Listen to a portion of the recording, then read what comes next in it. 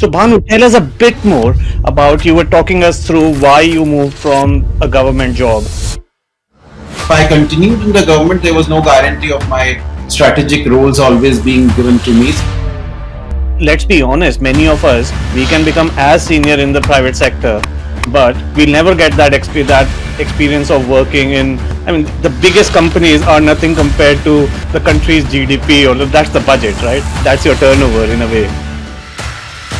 Recently, there was a case which came into light where a particular person, after 10 years in IAS, actually went out and struggled, taking a $200,000 loan, did his MBA, and then struggled a lot later. And then he was the person who created MS Teams for Microsoft. Did it have anything to do with UPA1 and now in hindsight, a lot of corruption going on?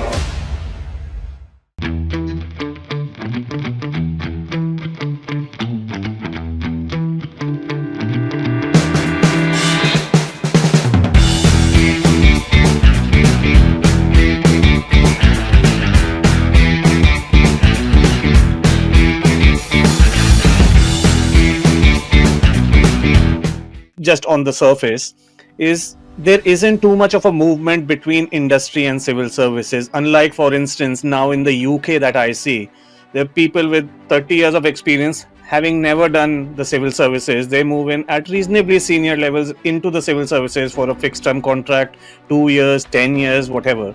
And then people move back to industry also. But is that a very irregular or is that increasing? Ever since the present government came into power, I think they introduced this concept of bringing in senior executives from the private sector into roles in the government.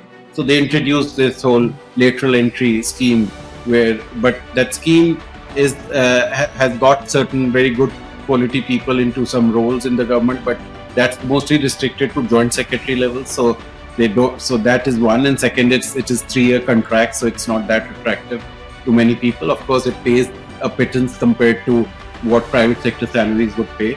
So it's really a commitment and some personal commitment that motivates people to take that on.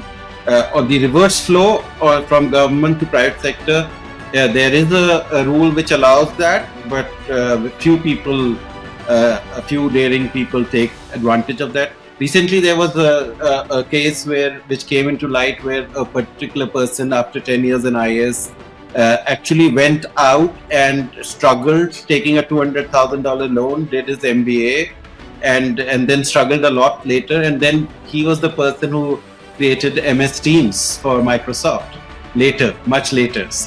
So there are cases where people are daring enough to sort of use the rules within the government, move out, keep their umbilical cord with the government. They normally don't like breaking the umbilical cord. They want to keep it open.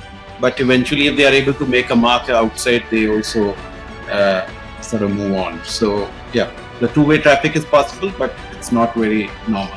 No, but I'm quite glad to hear that it is more now in the last 5 or 10 years, and so the direction of travel is what I always get enthused about.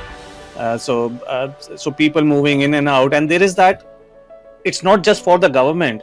It is a lot of private sector get people with a particular experience, which, let's be honest, many of us, we can become as senior in the private sector, but we'll never get that experience of working in.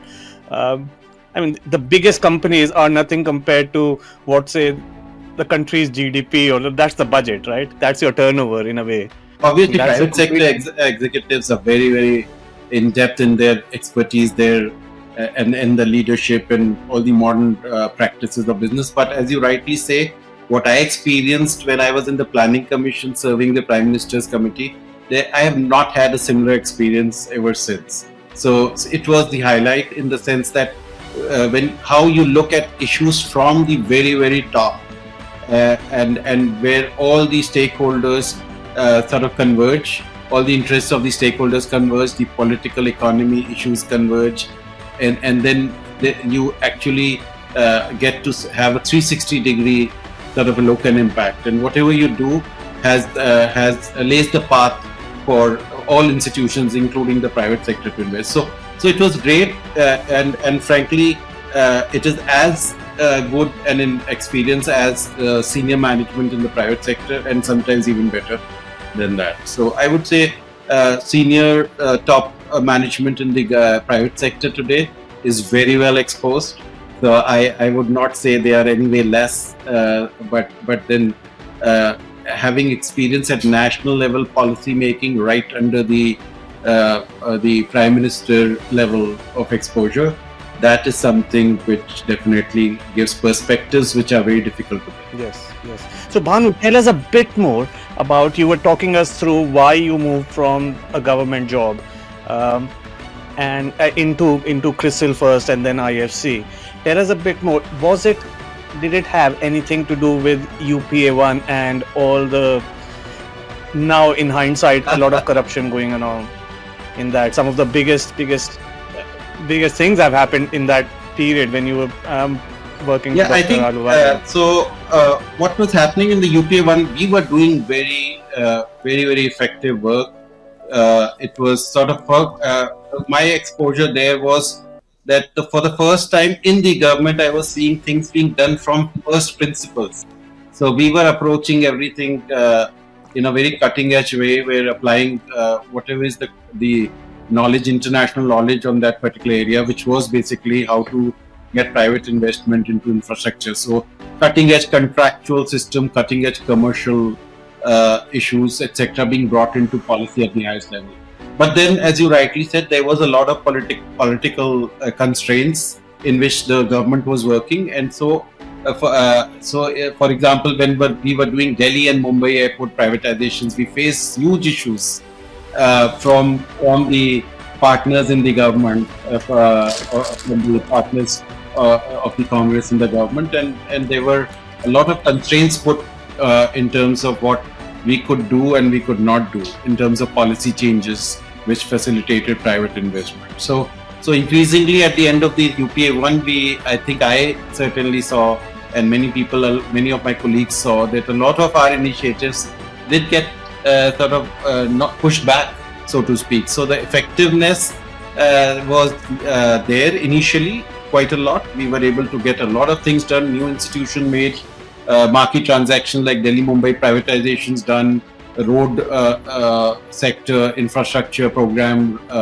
developed, and so on and so forth.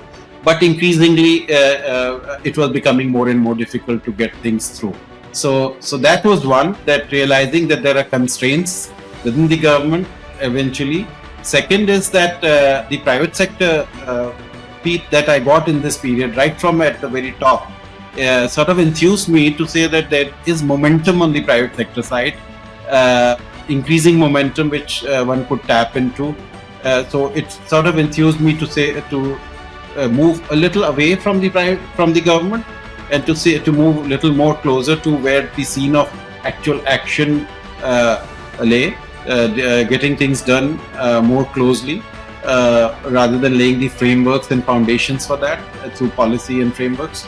So that was the second. And third, of course, was the fact that if I continued in the government, there was no guarantee of my strategic roles always being given to me. So I could be doing a very routine job, administrative job in my next assignment, and that too with a posting in a very small place as well. So I really wanted to move in a specific direction, which was more in towards the private sector, more towards doing the same thing that I was doing, which was private investment in infrastructure, rather than going back, staying in bigger places where the action was, and then moving in the direction of and keeping in the direction of economic development rather than general administration. So that's really what then motivated me to take the call and move on.